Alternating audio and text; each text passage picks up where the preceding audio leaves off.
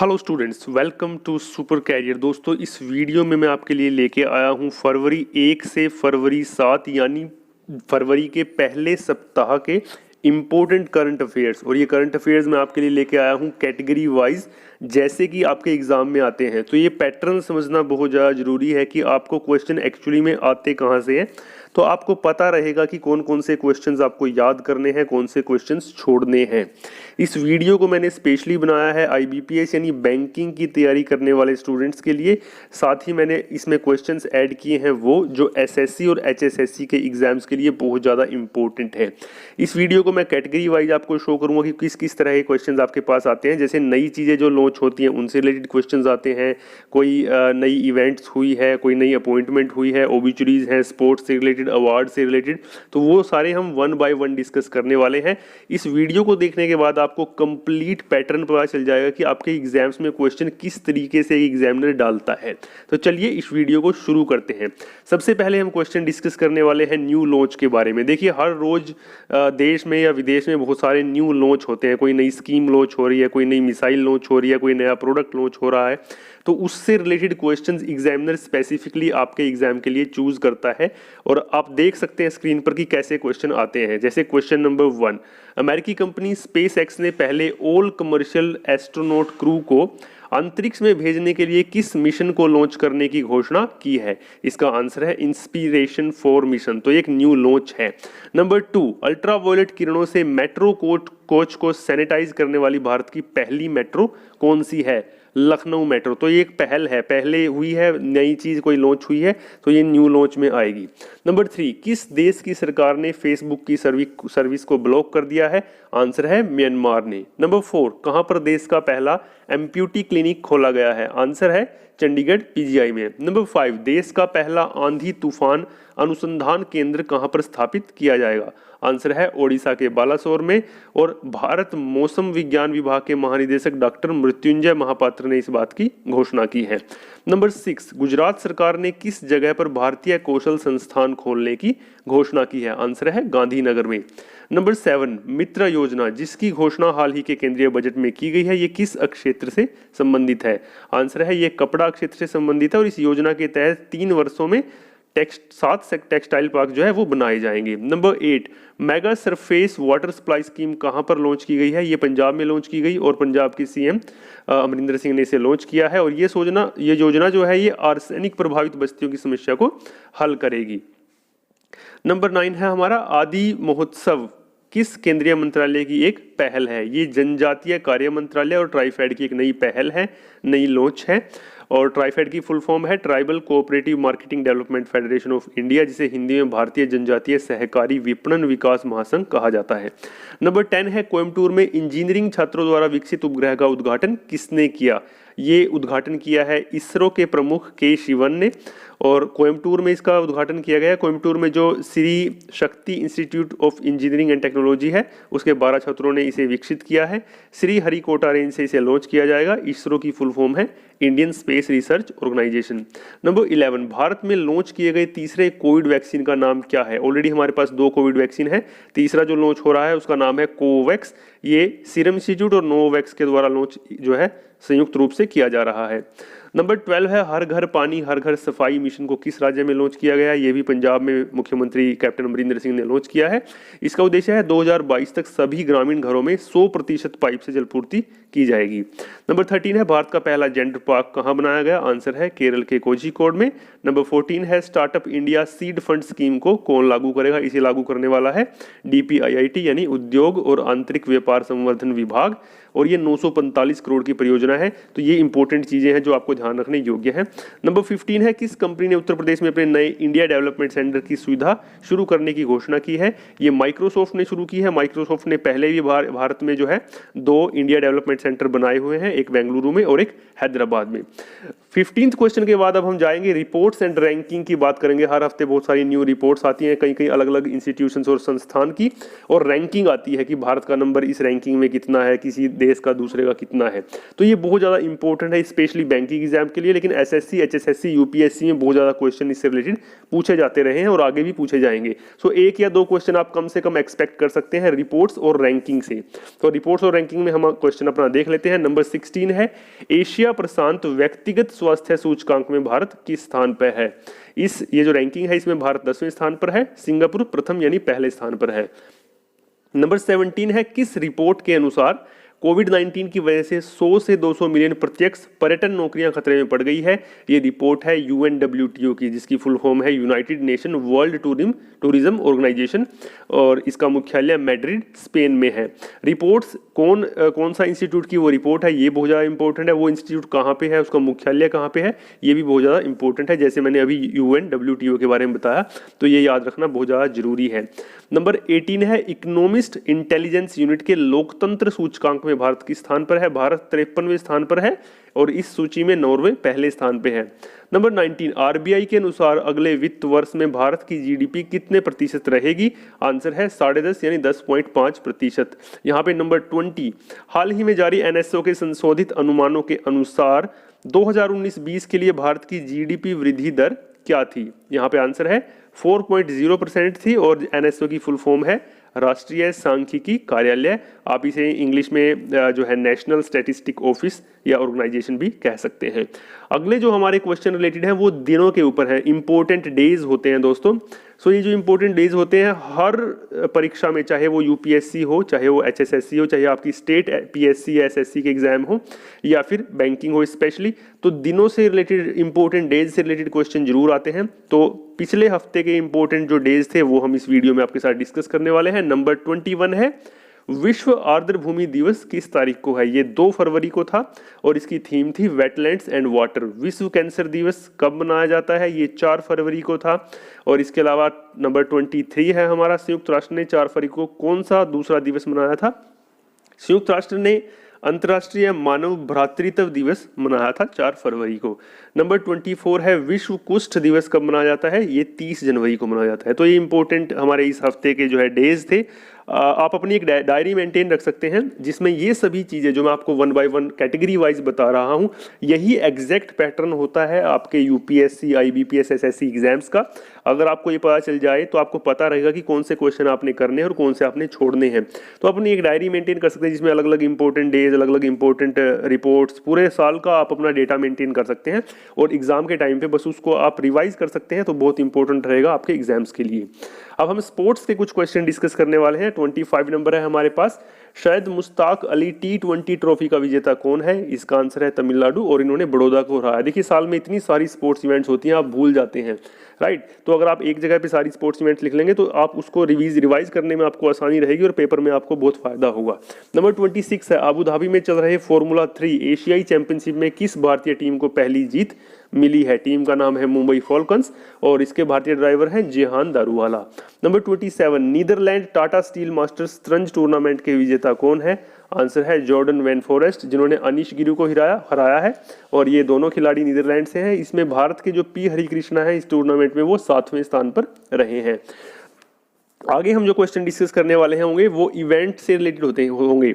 Events यानी बहुत सारी इवेंट्स होती हैं, बहुत सारी जो है मीटिंग्स होती हैं, सम्मेलन होते हैं, ये बहुत ज़्यादा इंपॉर्टेंट है और आपने इनसे रिलेटेड क्वेश्चन नोट करके रखने हैं। तो इवेंट से रिलेटेड हमारा पहला क्वेश्चन है नंबर 28, 8वें भारत अंतर्राष्ट्रीय रेशम मेले का उद्घाटन किसने किया?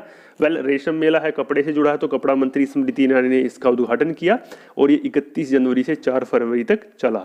नंबर 29, एरो इंडिया शो की शुरुआत कहाँ पर हुई? ये शुरुआत हुई बेंगलुरु में। इसकी थीम थी a runway to a billion opportunities. Number 30 है, हिंद महासागर क्षेत्र के रक्षा मंत्रियों का सम्मेलन कहाँ पर आयोजित होगा? ये आंसर है भारत में होगा। विषय है हिंद महासागर में शांति, सुरक्षा और सहयोग। नंबर 31, युद्ध अभ्यास जो कि भारतीय अमेरिकी सैन्य अभ्यास है, ये कहाँ पर होगा? ये राजस्थान में होगा और ये इसका 16वां संस्करण है, मतलब ये 16th टाइम अभी ये युद्ध अभ्यास हो रहा है। नंबर 32, आसियान इंडिया हैकाथन 2021 का शुभारंभ किसने किया? ये शुभारंभ किया है केंद्रीय शिक्षा मंत्री रमेश पोखरियाल निशंक ने। और जो आसियान है उसके अंदर 10 देश आते हैं, वो है Malaysia, Indonesia, Singapore, Philippines, Brunei, Thailand, Myanmar, Cambodia, Laos और वियतनाम। नंबर 33 है एक और इवेंट, पीएम ने प्रबुद्ध भारत इवेंट की जो है कौन सी वर्षगांठ के समारोह को संबोधित किया है, 125वीं वर्षगांठ की ये इवेंट थी। और ये जो प्रबुद्ध भारत है ये स्वामी विवेकानंद द्वारा शुरू की गई रामकृष्ण ऑर्डर की मासिक पत्रिका का नाम है। अब नेक्स्ट जो हम क्वेश्चन डिस्कस करने वाले हैं वो है ओबिचुअरी से रिलेटेड। जो कुछ मशहूर हस्तियां हैं उनका निधन जिनका हो गया है उनको ओबिचुरीज के अंतर्गत, ओबिचुरी की कैटेगरीज में उनको डाला जाता है और बहुत क्वेश्चंस इसके ऊपर आपके एग्जाम में आपको देखने को जरूर मिलेंगे। तो अगर आप एक डायरी मेंटेन कर लेंगे तो लास्ट 6 महीने के, 5 महीने के या लास्ट 1 साल के आप सारी ओबिचुरीज और ये सब कैटेगरीज के जो क्वेश्चंस हैं वो आप जो है एक जगह पे नोट डाउन कर सकते हैं। यहाँ पे नंबर 34 क्वेश्चन है, हिल्टन वैलेंटाइन का 77 वर्ष की आयु में निधन हो गया, वह कौन थे? वो थे British rock band the animal के गिटार वादक। नंबर 35 है, पोलैंड के रेजार्ड सुरकोवस्की का निधन हो गया, वो कौन थे? साइकिलिंग में 2 बार के वो ओलंपिक पदक विजेता थे। नंबर 36, किस प्रसिद्ध इतिहासकार का 81 वर्ष की उम्र में निधन हो गया है? आंसर है द्विजेंद्र नारायण झा। नंबर 37 है, किस ऑस्कर अवार्ड विजयी अभिनेता का 51वें वर्ष की उम्र में निधन हो गया है? उनका नाम है क्रिस्टोफर प्लमर।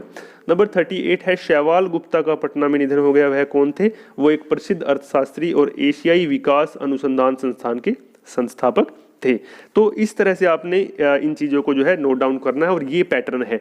नेक्स्ट हमारा जो क्वेश्चन है वो होंगे अपॉइंटमेंट से रिलेटेड। हर हफ्ते हर रोज नई नई नियुक्तियां होती हैं, ये नियुक्तियां बहुत ज़्यादा इंपॉर्टेंट है, अपॉइंटमेंट्स, तो इनको याद रखना है आपने। तो यहाँ पे हमारा एक क्वेश्चन है 39, SBI cards and payment services के एमडी एंड सीईओ किसे नियुक्त किया गया है? नाम है रामा मोहन राव अमारा। नंबर 40, सीबीआई का कार्यवाहक प्रमुख किन्हें नियुक्त किया गया है? आंसर है सीबीआई के जो अतिरिक्त निदेशक थे प्रवीण सिन्हा, उन्हें अब कार्यवाहक प्रमुख बना दिया गया है। नंबर 41, आयुष्मान भारत के नए मुख्य कार्यकारी यानी सीईओ के रूप में किसे नियुक्त किया गया है? आंसर है आरएस शर्मा को, जो कि इंदु भूषण की जगह लेंगे। नंबर 42, हाल ही में भारत की सबसे कम उम्र की महिला पायलट कौन बनी है? उनका नाम है आयशा अजीज और वो जम्मू कश्मीर से हैं। 43, अमेजन के फाउंडर जेफ बेजोस ने किसे अमेजन का अगला सीईओ नियुक्त करने का फैसला लिया है? आंसर है एंडी जेसी। 44, किस आईपीएस ऑफिसर को दिल्ली पुलिस प्रवक्ता के पद पर नियुक्त किया गया है? आंसर है Chinmay Biswal. Number 45, Petronet LNG limited का नया सीईओ किसे नियुक्त किया गया है? नाम है अक्षय सिंह। नंबर 46, अमेरिकी राष्ट्रपति जो बाइडेन ने अपनी मलेरिया संबंधी पहल के नेतृत्व के लिए किस भारतवंशी अमेरिकी को विश्व समन्वयक नियुक्त किया है? नाम है उनका डॉक्टर राज पंजाबी। 47, भारतीय मुक्केबाजी महासंघ बीएफआई का अध्यक्ष किसे चुना गया है? बॉक्सिंग फेडरेशन ऑफ इंडिया का अध्यक्ष चुना गया है अजय सिंह को। 48, राष्ट्रीय सुरक्षा परिषद का अध्यक्ष किसे नियुक्त किया गया है? ये नियुक्त किया गया है एलएनटी के सीईओ एमडी एसएन सुब्रमण्यम को, और ये 3 साल की अवधि के लिए उनको नियुक्त किया गया है। नंबर 49 है, किसने भारतीय वायुसेना की दक्षिणी वायु कमान के प्रमुख यानी कमांडिंग इन चीफ का कार्यभार संभाला है? नाम है एयर मार्शल मानवेंद्र सिंह ने। नंबर 50, किसने केंद्रीय बिजली सचिव का पदभार संभाला है यानी यूनियन पावर सेक्रेटरी अभी कौन है? वो है आलोक कुमार। नंबर 51, अमेरिकी अंतरिक्ष एजेंसी नासा ने किस भारतीय अमेरिकी महिला को कार्यकारी प्रमुख नियुक्त किया है? उनका नाम है भव्या लाल। आगे हम डिस्कस करने वाले हैं कुछ ऐसे क्वेश्चन जो अवार्ड से रिलेटेड है, यानी पुरस्कार। हर हफ्ते हर रोज कुछ नए पुरस्कारों की जो है घोषणा होती है, जो कि बहुत ज़्यादा इंपॉर्टेंट होते हैं और आपको याद रखने चाहिए। हमारा क्वेश्चन है 52, आईसीसी द्वारा जनवरी महीने के लिए किन 3 खिलाड़ियों को प्लेयर ऑफ द मंथ के लिए नामित किया गया है? नाम है ऋषभ पंत, जो रूट और पॉल स्टर्लिंग। नंबर 53, संगीतज्ञ AR रहमान को किस अवार्ड से नवाजा गया है? आंसर है अलर्ट बीइंग आइकन अवार्ड से उनको नवाजा गया है। नंबर 54, किस पूर्व तेज गेंदबाज को ऑस्ट्रेलियाई क्रिकेट हॉल ऑफ फेम में शामिल किया गया है? नाम है मर्व ह्यूज को। बुक से रिलेटेड बहुत सारे क्वेश्चन आपके पास आएंगे। बुक्स का नाम पूछ सकते हैं, ऑथर का नाम पूछ सकते हैं, या फिर बुक्स और ऑथर का नाम देके आपको पब्लिकेशन का नाम भी पूछ सकते हैं कि पब्लिश किसने किया है इस बुक को। 55 क्वेश्चन है, दलाई लामा द्वारा लिखी गई नई पुस्तक का नाम क्या है? नाम है the little book of encouragement, और पेंगुइन रैंडम हाउस ने उसे प्रकाशित किया है, वो उसका पब्लिशर है। अब इन सब चीज़ों से रिलेटेड कुछ मिसलेनियस क्वेश्चन जो बहुत ज़्यादा इंपॉर्टेंट आपके एग्जाम में आ सकते हैं वो भी हम डिस्कस करेंगे। 56 नंबर है हमारा, किस बीमारी के खिलाफ टीकाकरण को राष्ट्रीय टीकाकरण दिवस के रूप में आयोजित किया गया है? अब देखिए, हर साल बहुत सारे टीकाकरण जो है उत्सव आयोजित किए जाते हैं हमारे देश में बीमारियों से बचने के लिए। ज़्यादातर जो टीके हैं वो बच्चों को लगाए जाते हैं, लेकिन इस साल क्या हुआ कि जो पोलियो का टीका लगाया गया था उसे राष्ट्रीय टीकाकरण दिवस के रूप में आयोजित किया गया, और मे बी इन फ्यूचर उसको शायद राष्ट्रीय टीकाकरण दिवस के रूप में उस दिन को मनाया जाएगा। तो ये आंसर है इसका पोलियो। 57 है हमारे पास, केंद्रीय मंत्रिमंडल ने किस सरकारी कंपनी की रणनीतिक बिक्री को मंजूरी दी? आंसर है राष्ट्रीय इस्पात निगम लिमिटेड। इस साल ऐसा हो सकता है कि बहुत सारी सरकारी कंपनी जो है उनको बेच दिया जाए, जैसे कि बहुत सारे एयरपोर्ट्स को भी बेचा जा रहा है, ट्रेन को बेचा जा रहा है, और जो भी कंपनी बेची जा रही है मेरे ख्याल से मुझे ऐसा लगता है कि वो बहुत ज़्यादा इंपॉर्टेंट रहेंगी 2021-22 के सभी एग्जाम्स के लिए। तो फिलहाल जो मंजूरी दी है अभी वो राष्ट्रीय इस्पात निगम लिमिटेड के लिए दी है। तो ये क्वेश्चंस बहुत ज़्यादा इंपॉर्टेंट इस वजह से हो जाते हैं।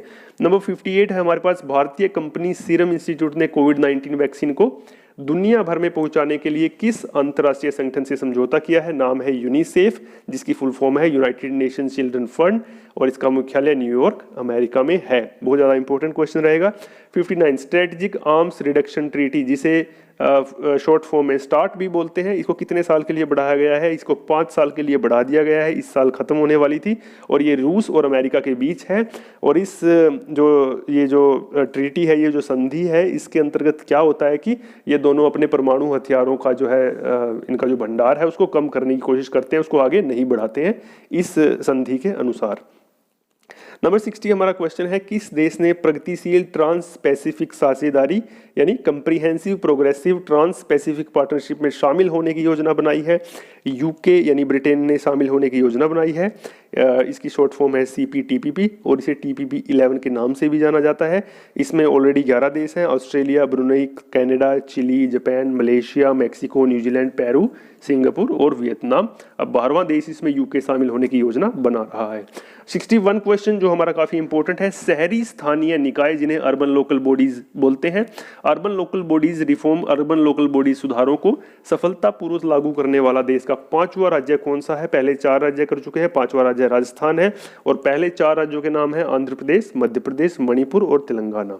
नंबर 62, ऑक्सफोर्ड ने किस शब्द को 2020 का शब्द चुना है? हर साल कुछ शब्द चुने जाते हैं और इसीलिए वो काफ़ी इंपॉर्टेंट होते हैं। इस साल का शब्द चुना गया है 2020 का आत्मनिर्भरता।